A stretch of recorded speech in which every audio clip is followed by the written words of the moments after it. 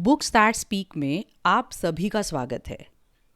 NCERT बसंत भाग 3 कक्षा 8वीं के लिए हिंदी की पाठ्यपुस्तिका।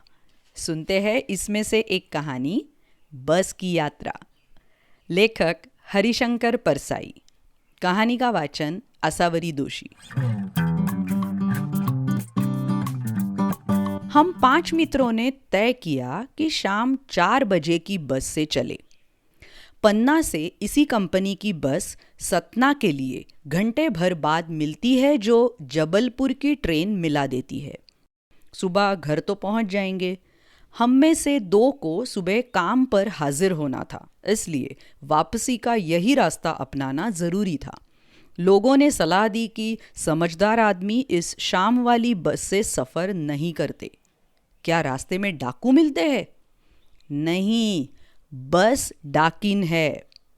बस को देखा तो श्रद्धा उमड़ पड़ी। खूब वयोवृद्ध थी, सदियों के अनुभव के निशान लिए हुए थी। लोग इसीलिए इससे सफ़र नहीं करना चाहते कि वृद्धावस्था में इसे कष्ट होगा ना। ये बस पूजा के योग्य थी, उस पर सवार कैसे हुआ जा सकता है भला? बस कंपनी के एक हिस्सेदार भी उसी बस से जा रहे थे। हमने उनसे पूछा, ये बस चलती भी है? वो बोले, चलती क्यों नहीं है जी, अभी चलेगी। हमने कहा, वही तो हम देखना चाहते हैं, अपने आप चलती है ये? हाँ जी, और कैसे चलेगी। गजब हो गया, ऐसी बस अपने आप चलती है। हम आगा पीछा करने लगे। डॉक्टर मित्र ने कहा, डरो मत, चलो, बस अनुभवी है, नई नवेली बसों से ज़्यादा विश्वसनीय है, हमें बेटों की तरह प्यार से गोद में लेकर चलेगी। हम बैठ गए। जो छोड़ने आए थे वे इस तरह देख रहे थे जैसे अंतिम विदा दे रहे हैं।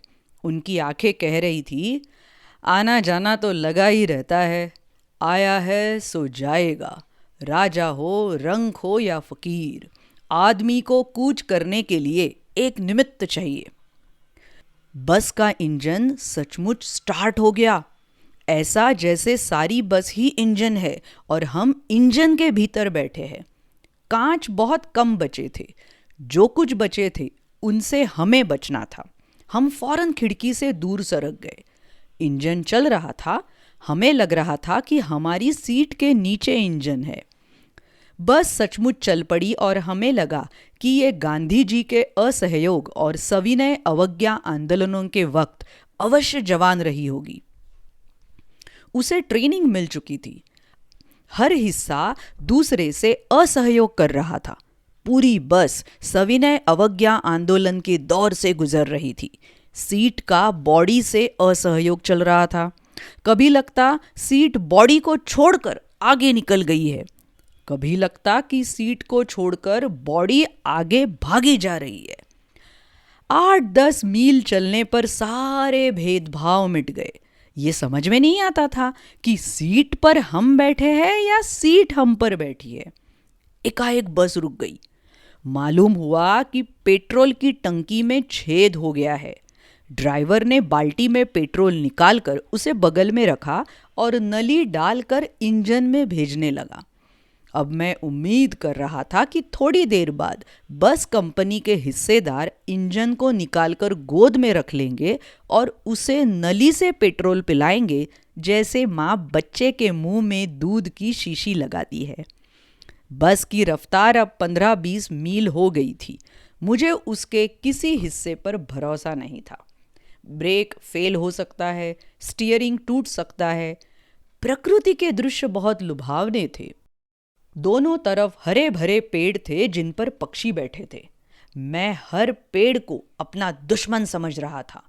जो भी पेड़ आता, डर लगता कि इससे बस टकराएगी। वो निकल जाता तो दूसरे पेड़ का इंतजार करता। झील दिखती तो सोचता कि इसमें बस गोता लगा जाएगी।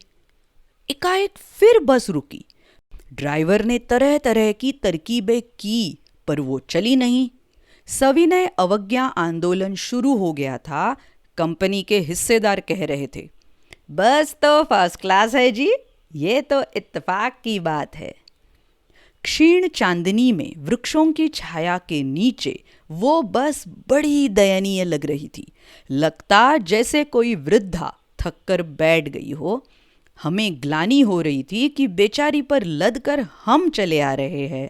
अगर इसका प्राणांत हो गया तो इस बियाबान में हमें इसकी अंत्येष्टि करनी पड़ेगी। हिस्सेदार साहब ने इंजन खोला और कुछ सुधारा। बस आगे चली। उसकी चाल और कम हो गई थी।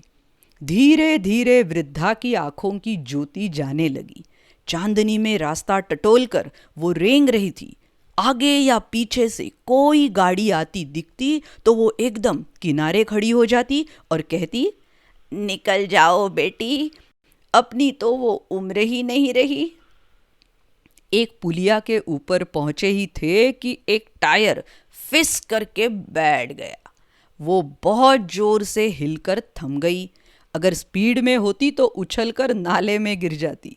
मैंने उस कंपनी के हिस्सेदार की तरफ पहली बार श्रद्धा भाव से देखा। वो टायरों की हालत जानते हैं, फिर भी जान हथेली पर लेकर इसी बस से सफ़र कर रहे हैं। उत्सर्ग की ऐसी भावना दुर्लभ है। सोचा, इस आदमी के साहस और बलिदान भावना का सही उपयोग नहीं हो रहा है। इसे तो किसी क्रांतिकारी आंदोलन का नेता होना चाहिए।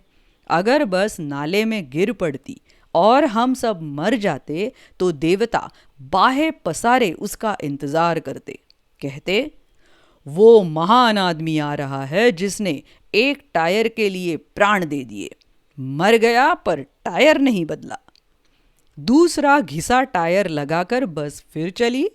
अब हमने वक्त पर पन्ना पहुंचने की उम्मीद छोड़ दी थी। पन्ना कभी भी पहुंचने की उम्मीद छोड़ दी थी। पन्ना क्या, कहीं भी कभी भी पहुंचने की उम्मीद छोड़ दी थी। लगता था जिंदगी इसी बस में गुजारनी है और इससे सीधे उस लोक को प्रयाण कर जाना है। इस पृथ्वी पर उसकी कोई मंजिल नहीं है। हमारी बेताबी, तनाव खत्म हो गए। हम बड़े इत्मीनान से घर की तरह बैठ गए। चिंता जाती रही, हंसी मजाक चालू हो गया। तो और ऐसी बहुत सारी व्यंग्यात्मक कहानियाँ, कविता सुनने के लिए बुक्स दैट स्पीक इस चैनल पर ज़रूर आइएगा। यूट्यूब पर, अलग अलग पॉडकास्टिंग चैनल्स पर, और इंस्टाग्राम आईडी है बुक्स दैट स्पीक। मिलते हैं अगली प्रस्तुति में। तब तक बाय बाय, धन्यवाद।